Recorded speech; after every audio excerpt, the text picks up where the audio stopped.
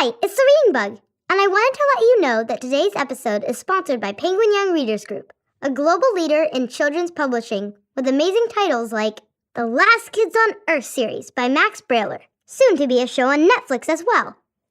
The latest book is a special interactive journal, The Last Kids on Earth Survival Guide, sure to keep young readers engaged for hours of extra fun.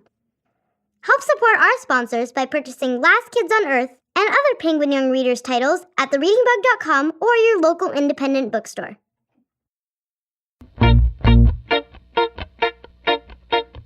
Hi, reader. Welcome to Reading Bug Adventures. Are you ready for an all-new adventure this week? I sure am. Reading Bug Adventures is created, written, and produced by The Reading Bug, our family-owned children's bookstore. You can learn all about us and shop for millions of books at thereadingbug.com. Or, if you'd like us to pick our favorite books for you and deliver them to your doorstep each month, visit readingbugbox.com. The books in each box are hand-picked by me and the rest of our staff and perfectly matched to each child's interests and reading level. And right now, you can sign up for our special 3-month summer Reading Bug box at readingbugbox.com to inspire your reader through the summer months. Before we head off on our adventure today, I'd like to say a few thank yous. Reading Bug Adventures is mixed and mastered by Resonate Recordings and made possible by our sponsors and listeners like you. Hello and thank you to our newest patrons, Mallory and Hannah. If you'd like to find out how you can sponsor our hard work on this podcast, visit our page at patreon.com. Please be sure to rate our podcast and leave a review. Thanks so much for your support. Okay, reader, are you ready for another amazing adventure together? Then what are we waiting for?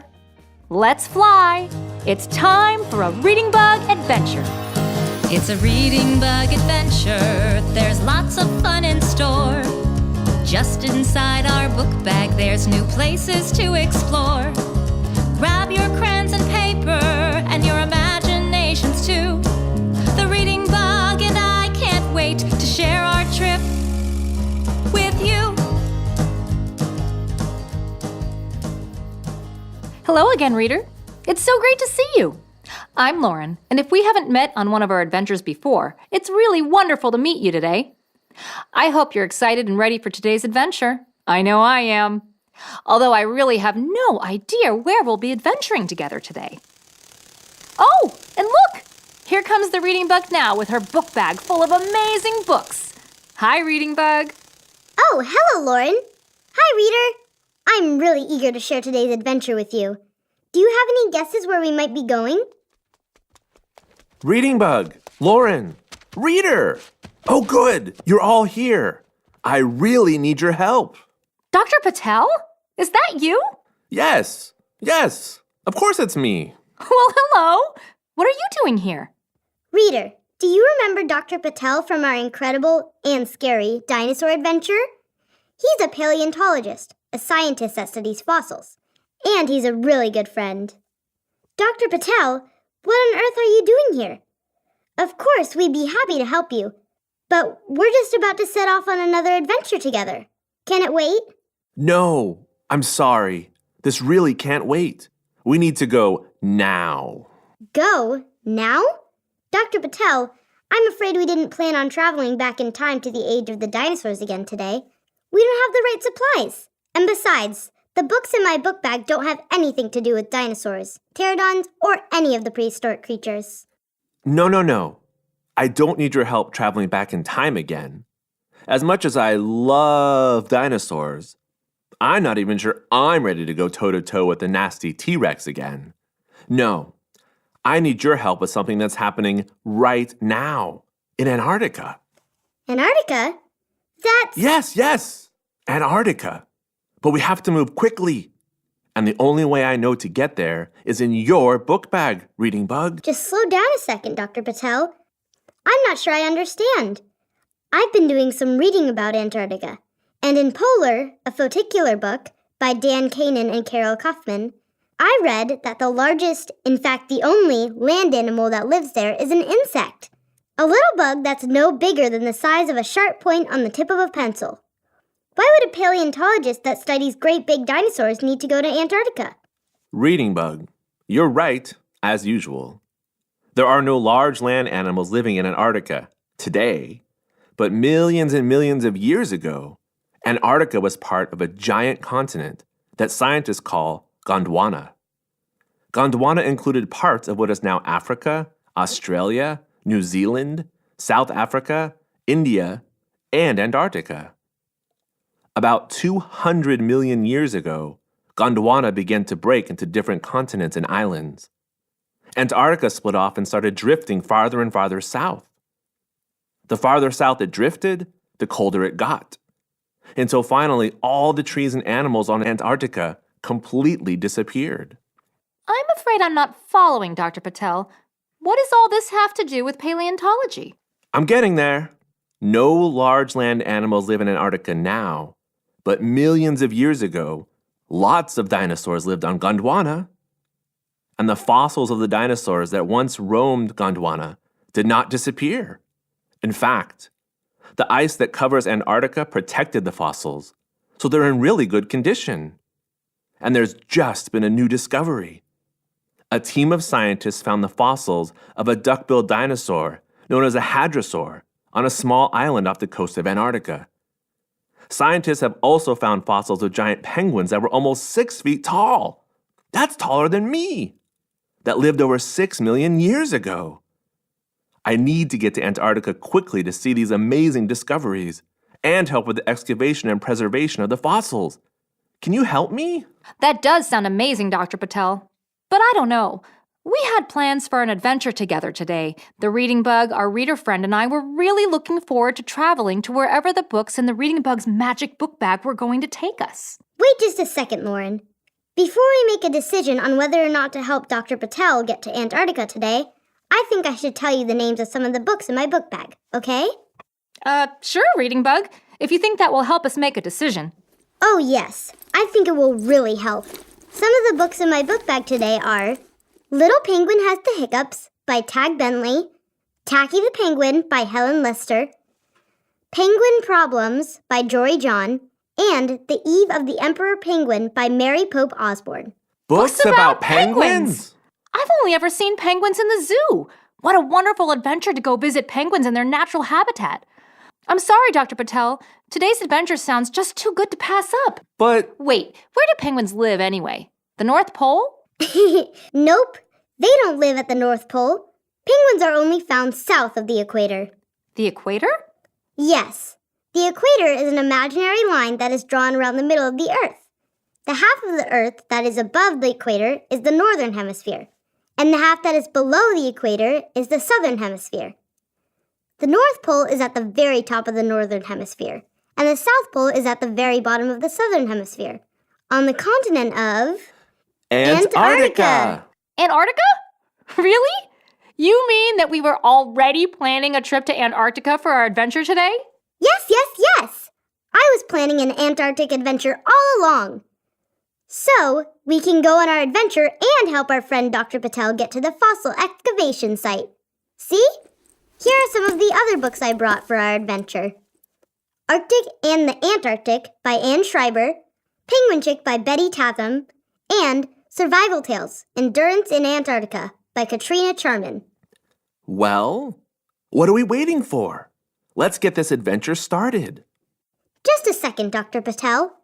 Reader, Antarctica is one of the most desolate and dangerous places on Earth. Temperatures can be as low as minus 50 degrees. That's really, really cold. And dangerous snow and windstorms can surprise and overwhelm travelers. We're going to need to stay alert and be prepared for everything. That's right, Reading Bug. Why don't we all stretch out together to make sure we're ready for today's adventure? You too, Dr. Patel. That's it. Everybody stand up, unless you're buckled into your car, and wiggle your fingers and toes. Are you wiggling? Great! Now, stretch your arms up high over your head. Perfect.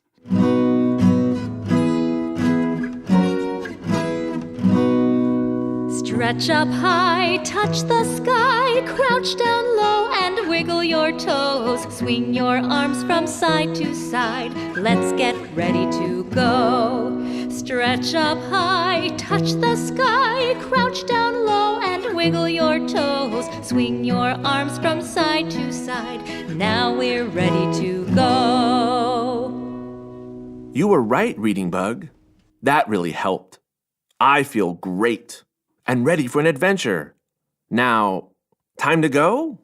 Almost, Dr. Patel. One more thing. Reader, did you remember to bring crayons and paper with you today so you can draw illustrations of all the spectacular things we encounter on our journey?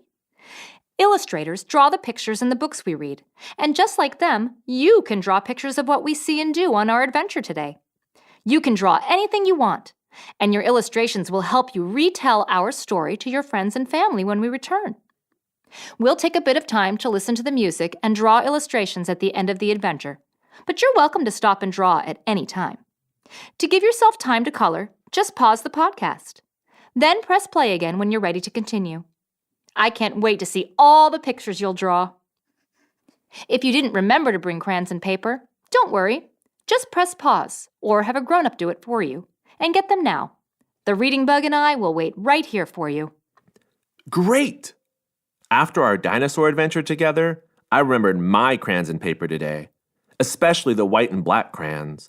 White for all the snow and black for the penguins that live all over Antarctica. Okay, is everybody ready? We're setting off today for an Antarctic adventure, where the temperatures are cold and there's dangerous weather. We'll all remain cautious and careful today, as we visit the penguins at home where they play. Dr. Patel, reader, look! The Reading Bug is opening up her book bag, and it's growing bigger and bigger and bigger. Big enough to fit us all inside. Incredible! Look inside. There are flashing lights and words and pictures swirling all around. Yes, those are from all the books about Antarctica and penguins that the Reading Bug brought with her in her magic book bag. I don't see many people, but I do see lots and lots of sea animals swirling by, like a gigantic elephant seal and a long, thin leopard seal. I see whales, giant glaciers, and icebreakers, ships designed to break through the thick ice. And I see awkward-looking albatrosses and other big flying birds. But most of all, I see penguins. Lots and lots of penguins, in all sizes, big, medium, and small. They're all mostly black and white. But look, some of them have a thin black stripe under their chins, and some others have orange bills or a festive crest of yellow feathers on their heads. And they're all floating around in the icy ocean or the deep white snow. Okay, everyone, it's time to flap your bug wings. Let's fly! Hop 3 times with me, then into my book bag. Here we go.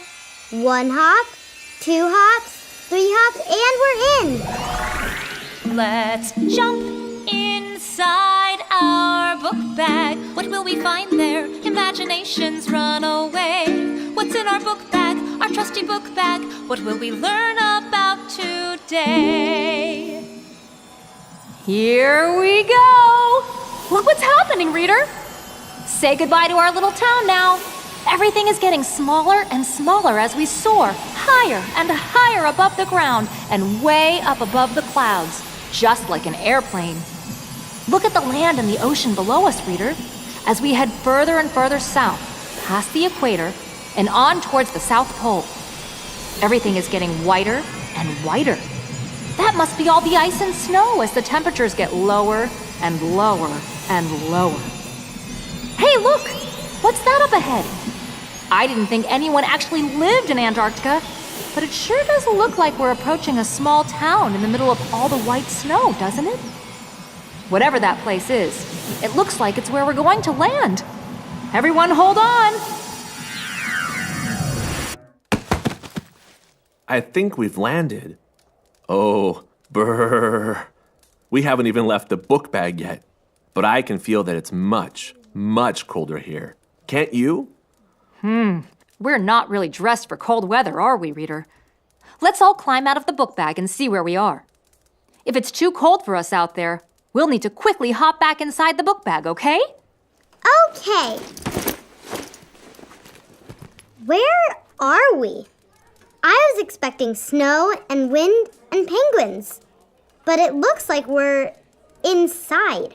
It sure does. But that's probably a good thing. Look out the window in front of us, reader. It looks really cold out there. There's snow everywhere, and it's pretty dark out, but not yet night. Almost like after dinner time at home.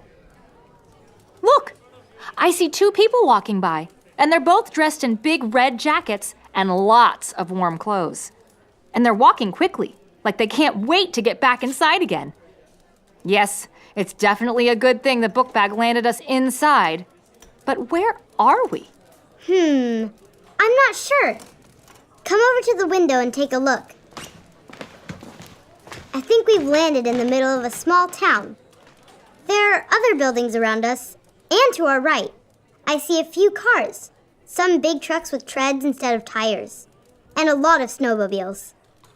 Over there to our left, I think I see a harbor with several unusual-looking boats docked in the icy water. A dock, huh? I think I know where we are then. Yes! We must have landed in the Mcmurdo Station. It's the largest research station in Antarctica and the hub of the United States Antarctic program. Even though the weather in Antarctica is harsh, about 250 hardy people, mostly scientists, live here during the winter. And in the summer, the population grows to over 1,200 people. And you're right, it is cold here, but probably not as cold as it could be. You see, this time of year, we're just heading into the winter months in Antarctica. But Dr. Patel, it's right before summer. Not in Antarctica, Lauren. The seasons north of the equator, where we live, are opposite of those down here in the southern hemisphere. So when it's summer at home, it's winter here in Antarctica? How strange. Why? It's because the Earth's axis of rotation is tilted. It takes one whole year for the Earth to rotate around the sun. For 6 months, the Earth is on one side of the sun, and the sun shines more on the northern hemisphere. Then, when the Earth is on the other side of the sun for the next 6 months, the sun shines more on the southern hemisphere. Wherever the sun is shining more, it's summertime. I see. So even though it's springtime at home in the northern hemisphere, it's the beginning of autumn here in Antarctica. That's right. And that's why your magic book bag was the only way I could get here. Airplanes can't fly to Antarctica between March and November because it gets so cold that the airplane fuel can freeze. The days are getting shorter, and by June 21st, it will be nighttime for the following 3 months. In the summertime, the sun never sets in Antarctica. It's sunny all day and all night. But in the winter, the sun never rises. It's completely dark. Because it's still autumn right now, the days are very short, but there are still a few hours of sunlight each day. Uh-oh. Reader, Lauren, Dr. Patel, look. 2 people are walking toward this building. I think we're about to be discovered here.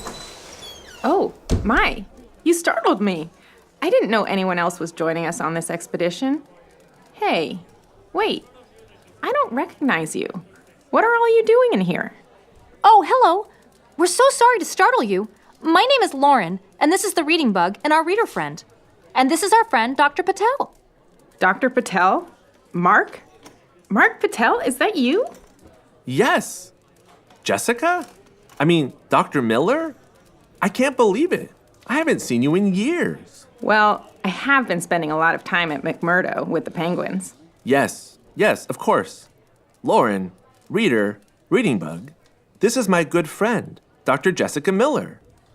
Dr. Miller is a marine biologist, and she studies emperor penguins here in Antarctica.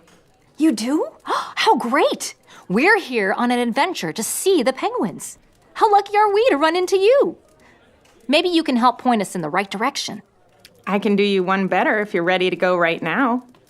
I can take you to the penguins. I'm heading out to see them right now because I'm afraid there may be a problem.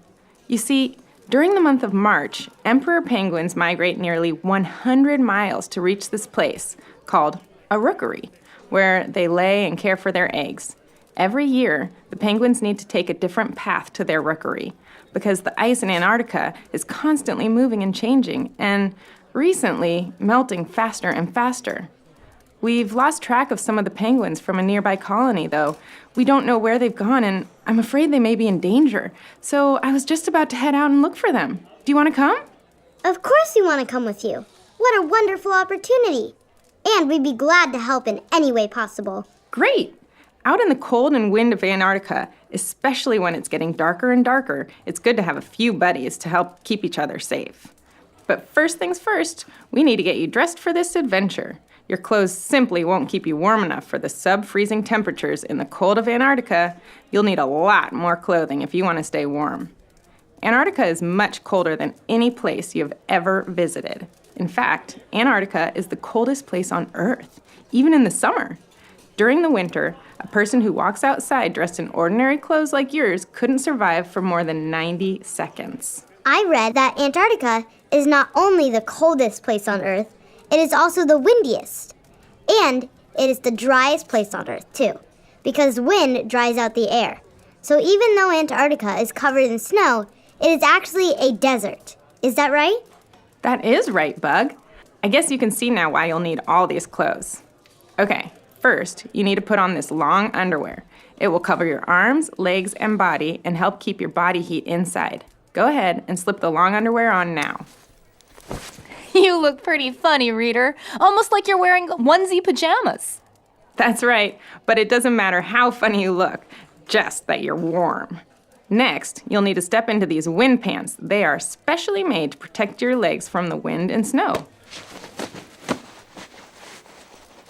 Great! Now, let's zip into this special red parka that all the scientists and visitors to Antarctica wear, just like mine. These super warm jackets help protect us from the elements and are easy to see against the white snow. Oh, that is warm. I sure am glad we found you, Dr. Miller. Okay, these last bits of clothing are probably the most important. First, slip into these warm thermal socks and then put on these special boots. We call them bunny boots. Bunny boots? Why do you call them bunny boots? Great question. It's because the boots are large, round, and white. So some people think they look like rabbit's feet.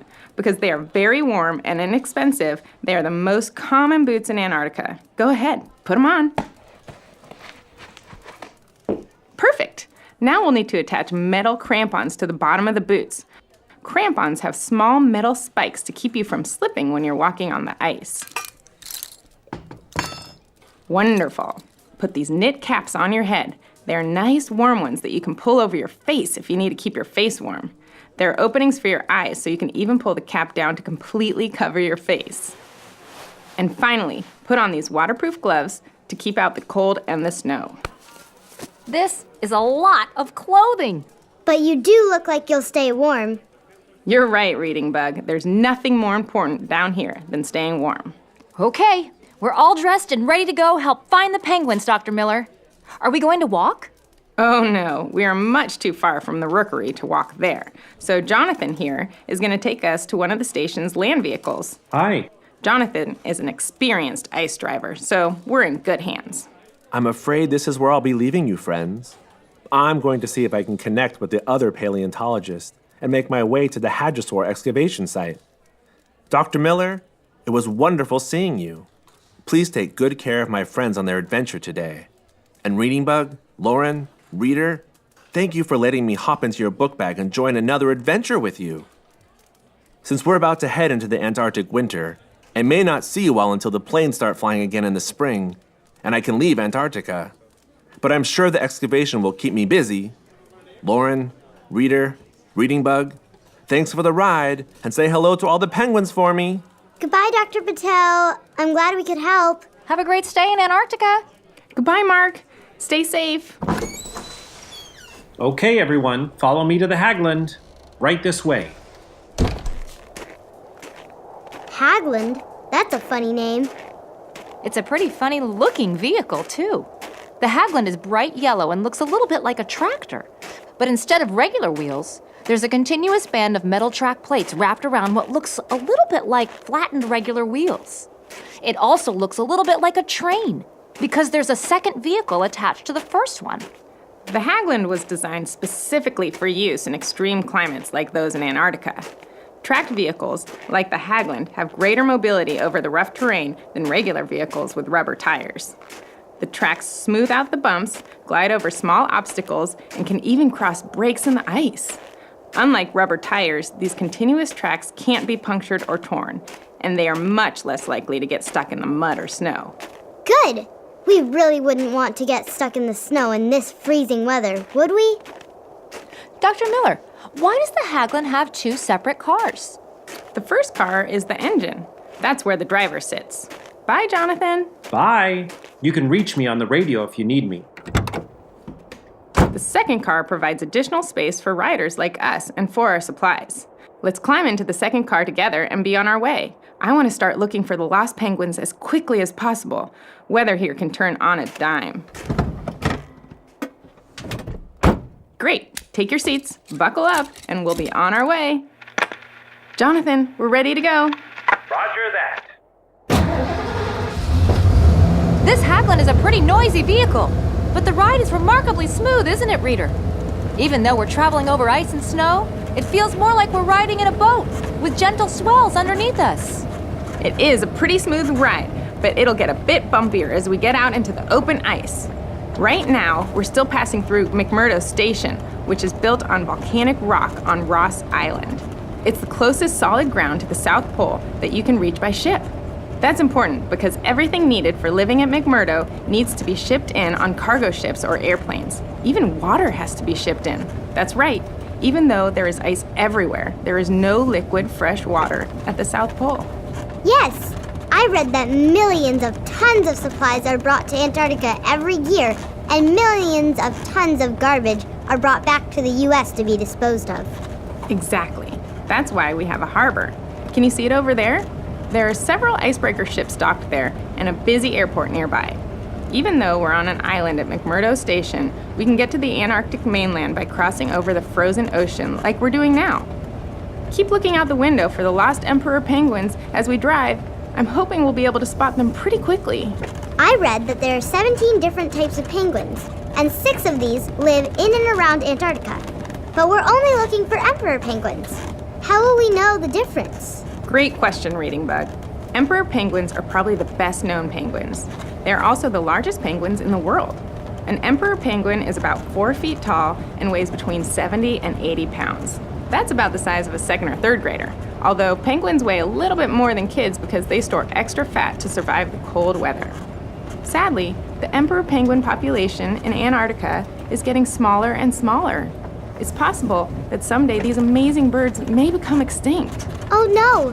What's making the emperor penguin population grow smaller and smaller, Dr. Miller? Well, since the 1950s, that's almost 70 years ago, Antarctica has been getting warmer and warmer.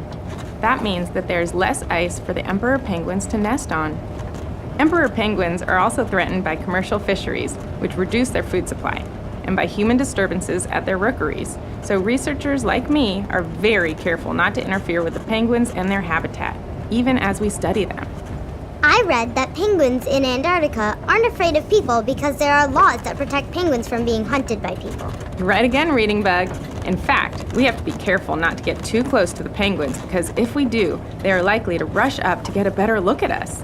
It's illegal for people to touch the penguins, so when we see them, we'll need to stay a reasonable distance away so that they don't try to make friends with us.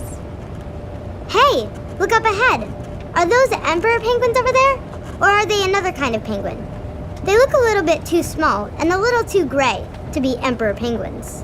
I think they are emperor penguins, Reading Bug. Young ones. It's a small group, about 20 of them, and you can see that some of their feathers are silvery gray color. Those are the soft down feathers that baby emperor penguins are born with. The gray feathers are only showing up in the patches because the young chicks are molting. Molting is when the gray baby feathers on their bodies are replaced with new black and white adult feathers. So those penguins are not babies, but they're still quite young. It looks like they're all alone, Dr. Miller. Is that normal? A small group of young penguins all alone like that? No, it's not normal at all, Lauren. Migrating penguins usually travel in groups of thousands, so something must be wrong for the children to be all alone like that. Jonathan, stop here. We're gonna hop out and see what's going on. Roger. Stay safe, everyone. Okay, everyone, remember, it's cold and dangerous out there, so let's all stay close together and walk slowly toward the penguins. We want to be able to see if anything is wrong, but we don't want to get too close. Maybe if we climb just to the top of the hill on our left, we can get a better look. Ready? Okay, everybody out. Wow, it's really cold out here. I'm going to stay cozy in the fold of your knit cap, Lauren.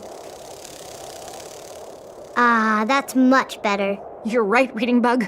It is cold out here, even with all these warm clothes on. Reader, let's warm ourselves up with a little exercise. Join me and let's warm ourselves up just like a chilly penguin might. Jump, jump, waddle, waddle, shake, shake, shake. Then we spin around. Jump, jump, waddle, waddle, shake, shake, shake. Landing on the ground. Whee! Oh, much better. I'm feeling warmer already. Great, let's keep it that way. Remember, the weather here can change quickly. And we also don't want to stand still in any one place for too long, or we might start feeling the effects of the extreme weather. Keep on moving, everyone. Up the hill with me. Wow, it's pretty slippery climbing up this icy hill, isn't it, Reader? I don't think we could do this if we didn't have the spikes on our bottoms of our bunny boots. What were they called again? Crampons? That's right. You made it! Great work. And look, this is a much better view of the penguins. Just like we thought, there's a small group of young emperor penguins huddled closely together at the bottom of that large steep hill. But look, at the top of the hill are many, many more penguins. Hundreds, maybe even thousands of them, looking down at the small group below. You're right, Reading Bug. That's a lot of penguins.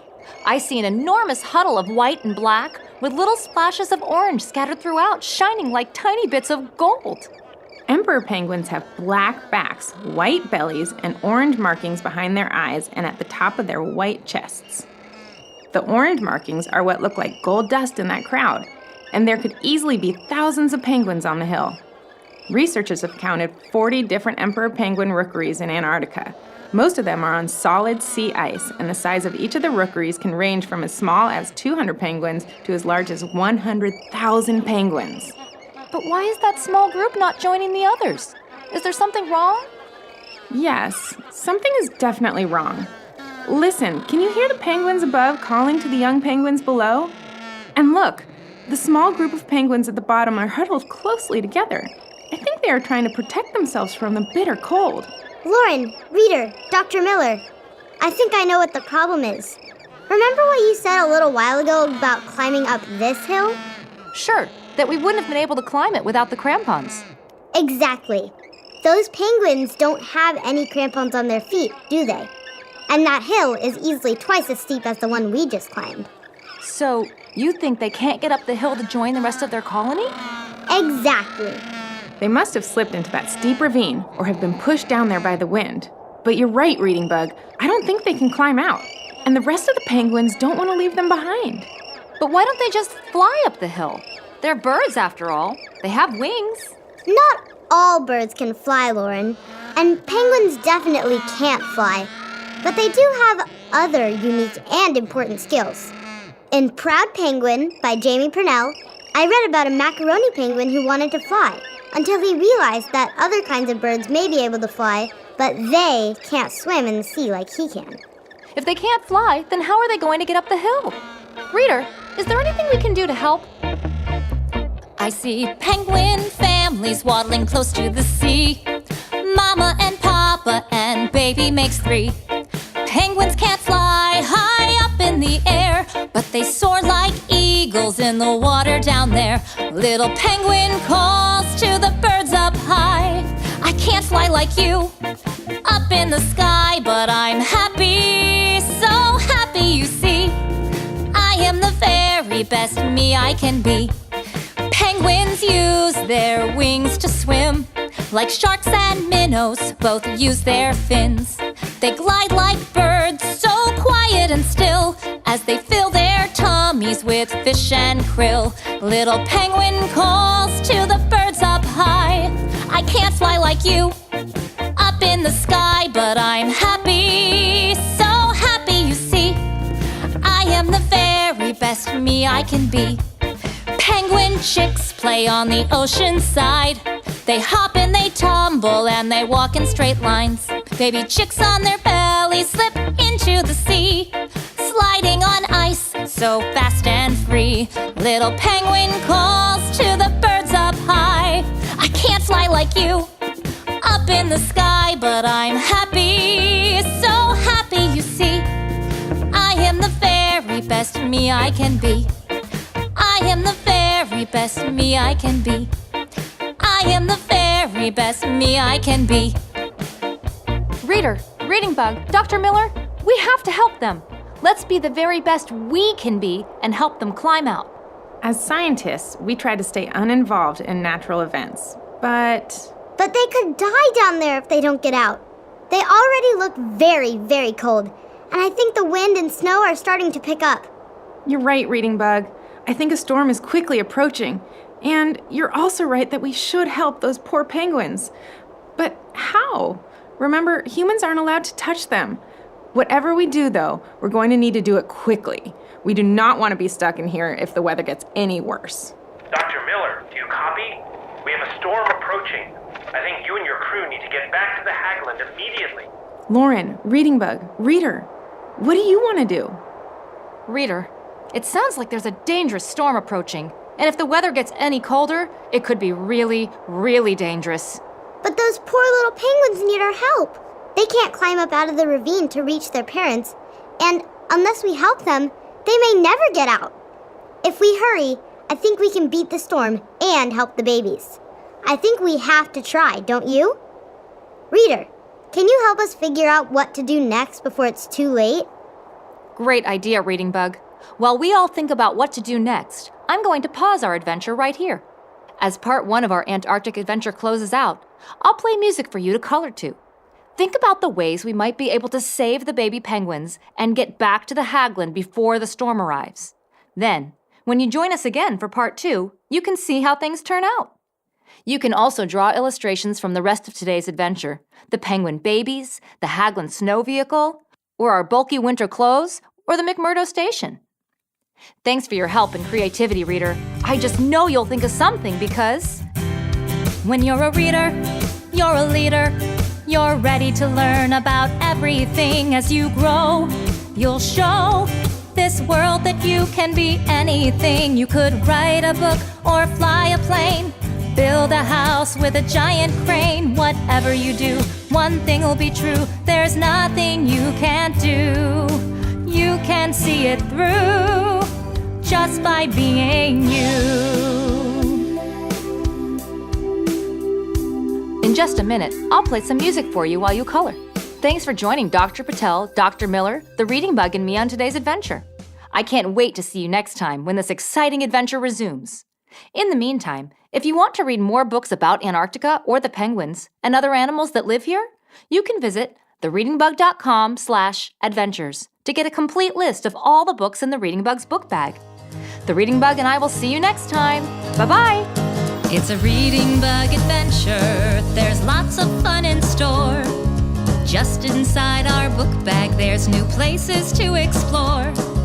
Grab your crayons and paper and your imaginations too. The Reading Bug and I can't wait to share our trip with you.